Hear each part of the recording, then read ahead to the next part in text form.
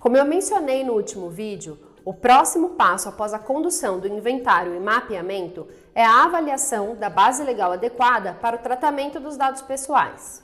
Pode parecer simples, mas durante essa análise surgem muitas dúvidas, principalmente pelas consequências práticas que resultam da escolha da base legal. Eu sou Denise Tavares e esse é o terceiro vídeo da série LGPD Top 10 Desafios da Adequação, onde vamos falar sobre as hipóteses para o tratamento dos dados pessoais com exemplos de situações reais que certamente irão te ajudar nesse desafio.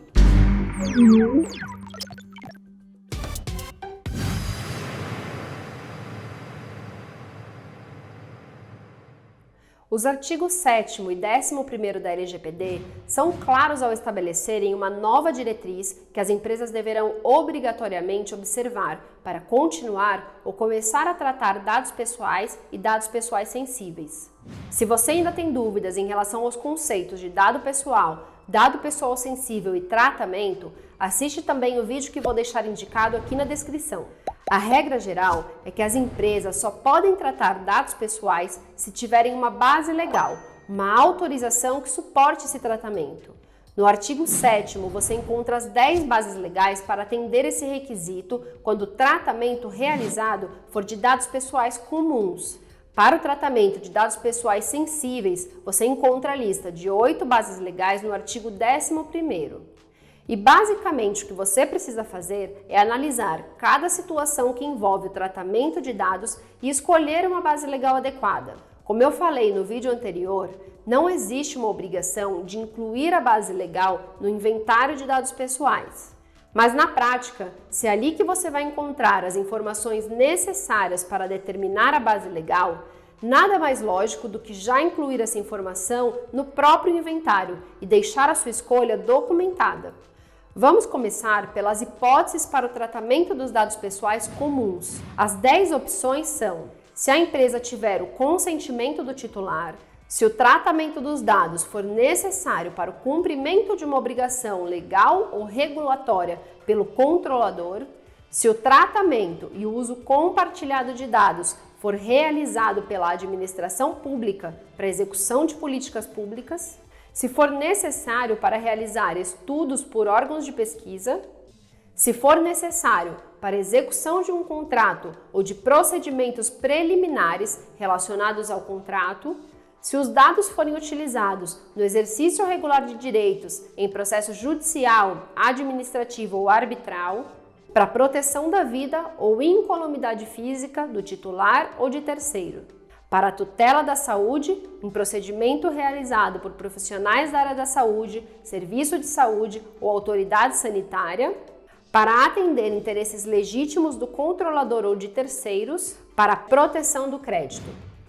O primeiro passo foi mapear o ciclo de vida dos dados pessoais em uma organização. Nesse mapeamento, você vai se deparar com inúmeros processos de cada área da empresa que lida com dados pessoais. Esse volume de processos irá variar de acordo com o tamanho da empresa e áreas envolvidas. Por exemplo, o gestor da área de RH vai te falar que coleta dados pessoais dos funcionários para a elaboração do contrato de trabalho, para a confecção de crachá que permitirá o acesso do funcionário às dependências da empresa e que utiliza informações pessoais dos funcionários para enviar para a Receita Federal, dentre outras inúmeras finalidades. Para cada finalidade de tratamento, é necessário indicar a base legal adequada. Se você ficar na dúvida em tender a indicar 2 bases legais para a mesma finalidade, saiba que existe posicionamento de autoridades europeias indicando que não podem existir múltiplas bases legais para uma mesma finalidade. Isso pode enfraquecer o seu posicionamento e fundamento em relação à escolha da sua base legal. Por outro lado, como ainda não temos uma autoridade estabelecida, alguns critérios estão muito subjetivos e, por isso, alguns profissionais de privacidade preferem indicar a base legal eleita e deixar uma outra base legal como uma segunda opção para ser avaliada mais para frente. Vamos trazer exemplos para deixar isso mais didático. Uma empresa de varejo online precisa do endereço de um consumidor para entregar um produto que esse consumidor comprou pela internet.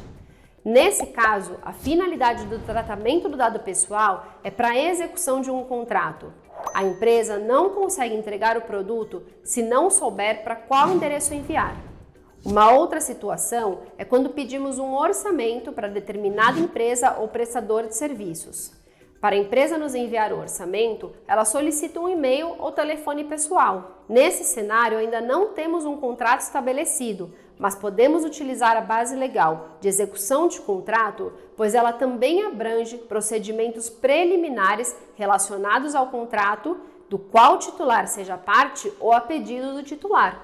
Nas relações de trabalho, também é bem comum o uso da base legal de execução de contrato, tanto se apoiando naquela previsão de procedimentos preliminares, quando falamos do uso de dados pessoais ainda dentro de um processo seletivo, quanto da própria contratação, onde vários dados pessoais são necessários, como para realizar reembolso de despesas, controlar acesso às dependências da empresa e enviar mailing para comunicados internos. Existem situações onde o tratamento dos dados pessoais acontecem porque a empresa está cumprindo uma lei ou uma obrigação regulatória. Pode ser uma empresa de varejo na emissão de uma nota fiscal, uma instituição financeira ao analisar transações suspeitas de lavagem de dinheiro ou mesmo, falando do ambiente de trabalho, quando é realizado o envio de informações à Receita Federal através do e-social. Aqui precisamos tomar alguns cuidados. Quando falamos de um setor regulado, é preciso conhecer as normas às quais esse setor está sujeito. Por exemplo, quando estamos analisando o uso dos dados em uma empresa de seguros, um banco, uma empresa da área da saúde, energia e assim por diante. Além disso, cuidado com o excesso de informação. Às vezes, uma pessoa indica que solicita os dados X, Y e Z para o cumprimento de uma obrigação legal. E quando você vai ver a norma, ela só exige que sejam solicitados os dados X e Y. Isso aconteceu muito em áreas de RH, quando era solicitada a raça do colaborador, e a pessoa indicava que era uma exigência do e-social. E olha que raça é um dado pessoal sensível, mas já há algum tempo esse dado é opcional e não precisaria ser solicitado ao funcionário. Assim, é muito comum nesse trabalho as empresas aproveitarem para eliminar ou deixar de solicitar informações desnecessárias. Primeiro, porque ela não terá uma base legal para sustentar o tratamento desse dado. E também porque a LGPD traz o princípio da necessidade, que visa exatamente impedir a coleta massiva e desnecessária de dados pessoais. Também é comum as empresas utilizarem informações para ingressar ou se defenderem em uma demanda, tanto judicial, extrajudicial ou arbitral. E para isso, existe uma base legal específica. O envio dos dados para escritórios de advocacia também pode ser, obviamente, sustentado por essa base legal. As bases legais menos utilizadas na maioria dos projetos são o tratamento e o uso compartilhado de dados pela administração pública para execução de políticas públicas. Essa base legal só será aplicada quando executados projetos em empresas de direito público. A realização de estudos por órgãos de pesquisa também é pouco utilizada, pois a LGPD define como órgãos de pesquisa os órgãos ou entidades da administração pública ou pessoa jurídica de direito privado sem fins lucrativos. Então, você só vai utilizar se estiver apoiando uma empresa com essas características. A base legal de proteção da vida ou incolumidade física do titular ou de terceiro é utilizada em situações emergenciais extremas, um acidente ocorrido nas dependências da empresa, por exemplo, ou o tratamento de informações de uma pessoa para localizá-la após um desastre humanitário.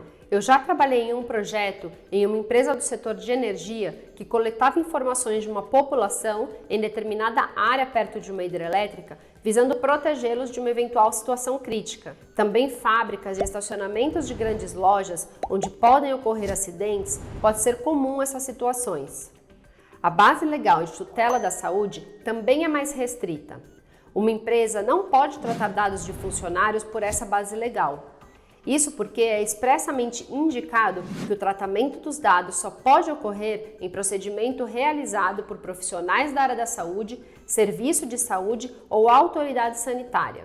Se a empresa possui ambulatório com serviço médico disponível, aí entramos em uma outra situação. O médico, que muitas vezes é terceirizado, tem essa autorização para tratar os dados pessoais, mas é preciso avaliar como essa informação é armazenada e se existe alguma forma de acesso compartilhado com a empresa contratante. Em regra, a empresa não deveria ter acesso aos dados tratados pelo médico. A última base, que também ainda é pouco utilizada, até porque é extremamente subjetiva, é a de proteção do crédito. A utilização não é exclusiva para o setor financeiro, mas os maiores exemplos de aplicabilidade são justamente em projetos de conformidade realizados em instituições financeiras, em processos relacionados à fraude e concessão de crédito, por exemplo. Sem dúvida, os casos mais polêmicos são aqueles envolvendo o consentimento e o legítimo interesse. Como exemplos, temos o consentimento solicitado por uma rede de hotéis que coloca uma opção para o cliente que já fez uma reserva de aderir a um programa de fidelidade. Ou uma empresa de TV a cabo que coleta o consentimento dos assinantes para utilizar seus hábitos de visualização e apresentar sugestões de conteúdo personalizadas. Para a utilização do legítimo interesse, podemos citar uma loja de informática que utiliza dados de cadastro de seus clientes para enviar e-mail marketing de produtos similares ao que o cliente costuma comprar, ou uma instituição financeira que contata o cliente via SMS para questionar a autenticidade de uma compra.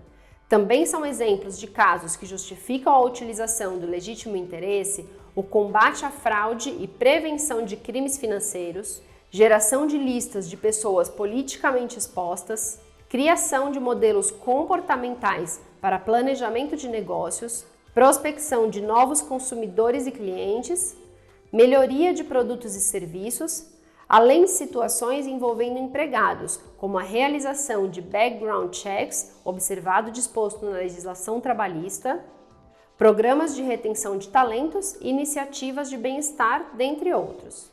Por serem mais polêmicas, vamos gastar um pouco mais de tempo nessa análise. Muitos profissionais de privacidade tendem a definir os processos que podem ser fundamentados em todas as demais 9 bases legais e deixam o consentimento somente para aquelas atividades onde simplesmente não há outra opção.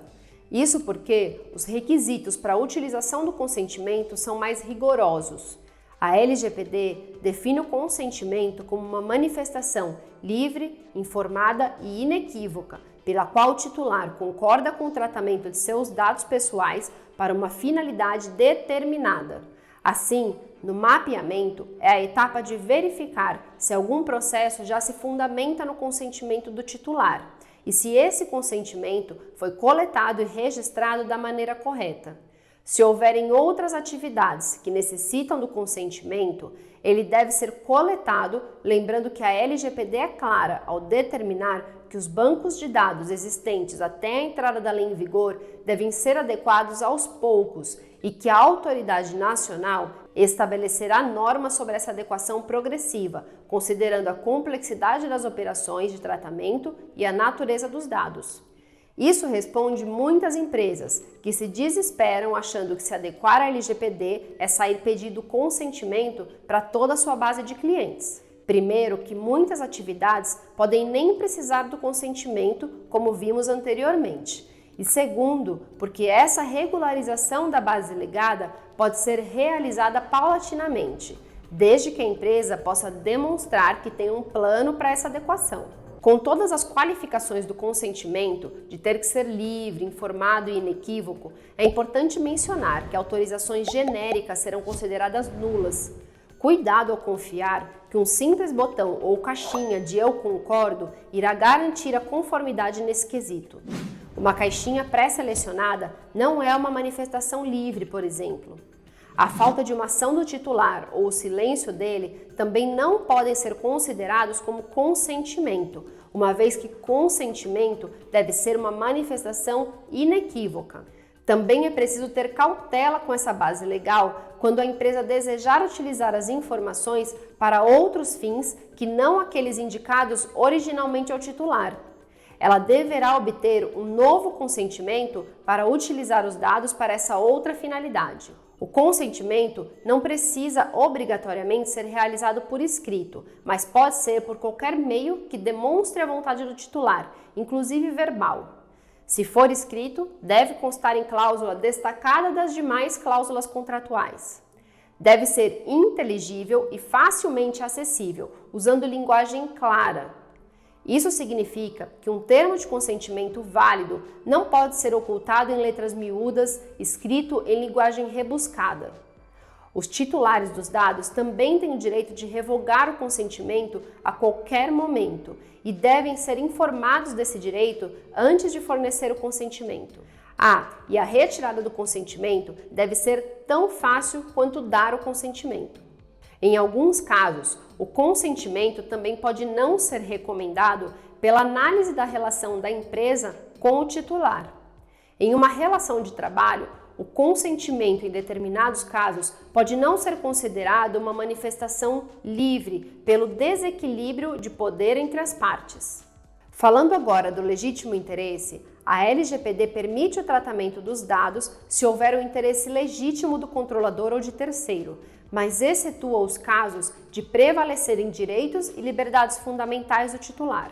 A LGPD ainda determina que o legítimo interesse só pode ser utilizado para finalidades legítimas, ou seja, permitidas por lei, e em situações concretas. A empresa não pode falar, vou coletar esses dados porque no futuro pode ser que eu queira utilizar.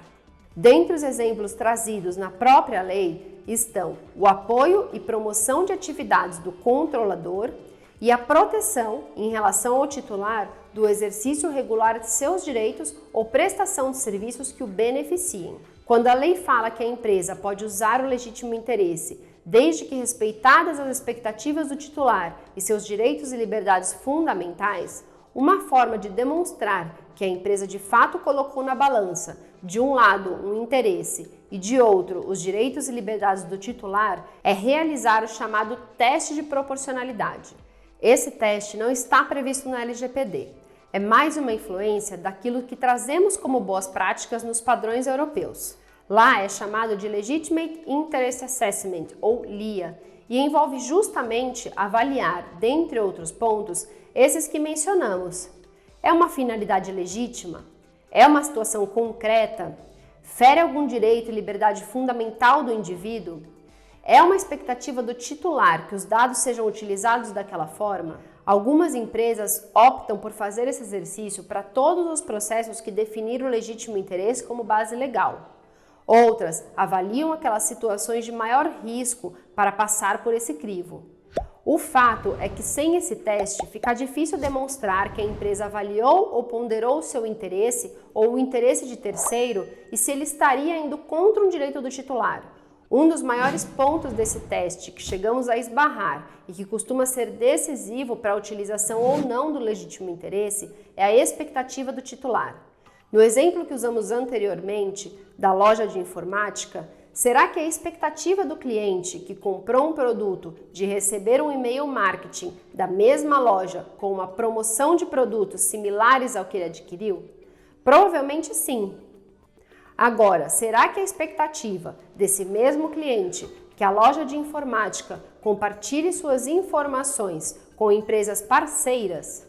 E se essas empresas com quem essa loja compartilhou as informações do cliente começarem a enviar e-mail marketing ou contatar de outra forma esse titular? Será que elas conseguem sustentar o legítimo interesse?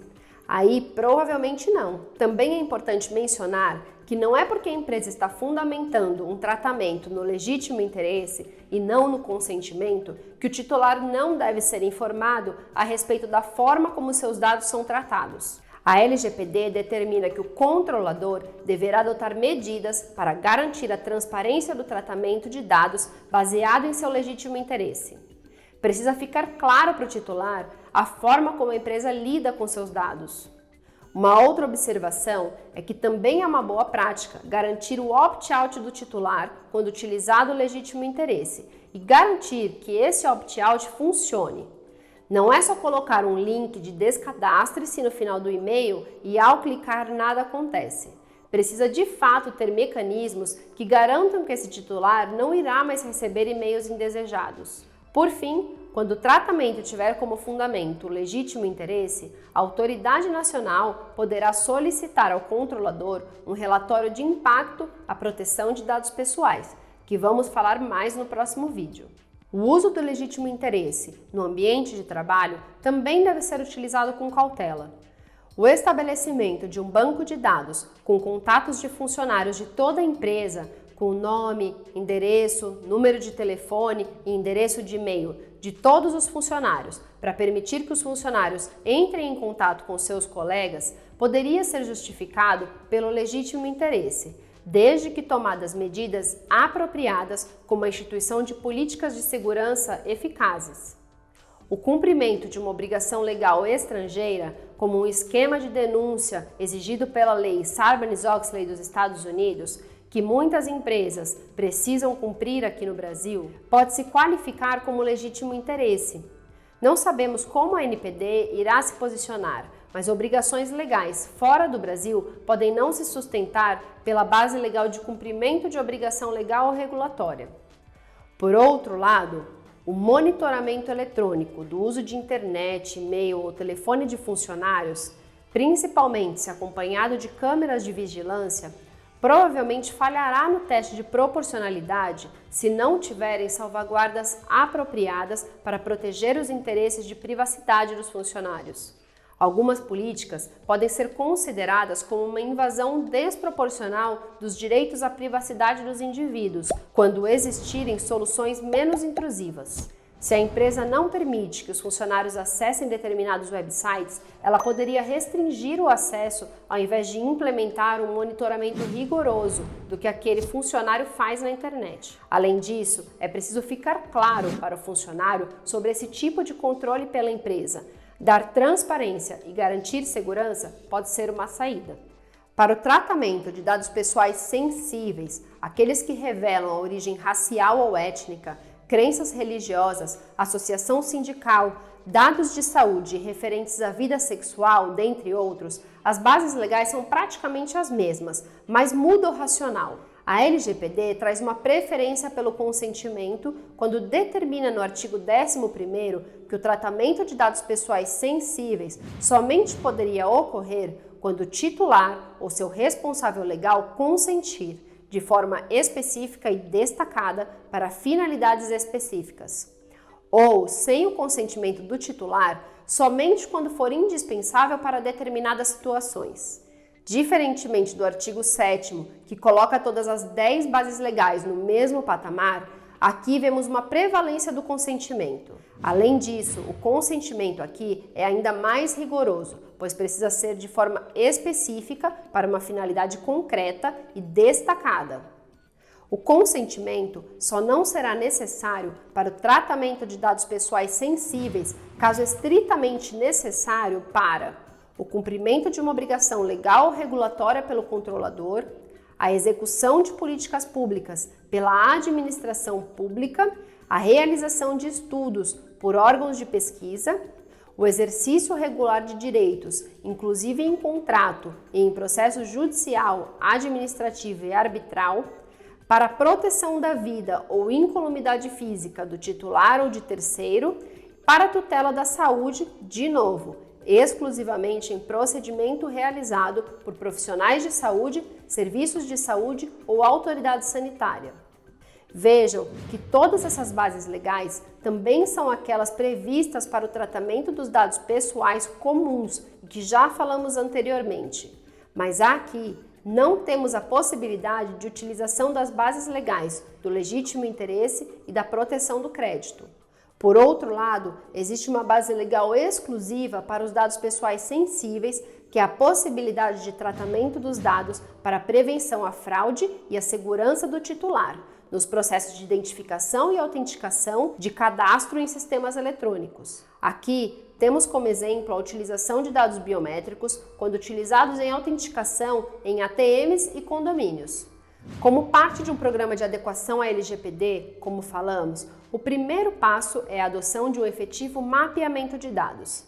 Depois que uma empresa mapeia como os dados pessoais são tratados por todo o ciclo de vida desses dados na organização, ela deve escolher cuidadosamente uma base legal para cada finalidade de tratamento. Das 10 bases legais para o tratamento dos dados pessoais comuns previstas na LGPD, o consentimento e o legítimo interesse são a fonte de maior incerteza. No entanto, existem medidas que as empresas podem adotar para minimizar os riscos no tratamento.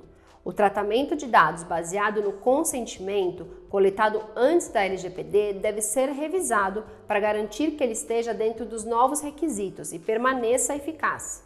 Se necessário, um novo consentimento deve ser solicitado. Além disso, de acordo com a LGPD, em qualquer momento do tratamento dos dados pelo consentimento, as empresas devem garantir mecanismos de revogação do consentimento.